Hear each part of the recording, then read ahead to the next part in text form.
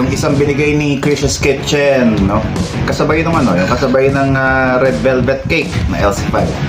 So this one, titikman ko naman yung kanyang sugar-free low-carb cookies. Okay? So sugar-free low-carb cookies. Merong heating instructions dito, pero hindi ko nasusundin yon. Direct from the refrigerator. Kakainin ko na siya.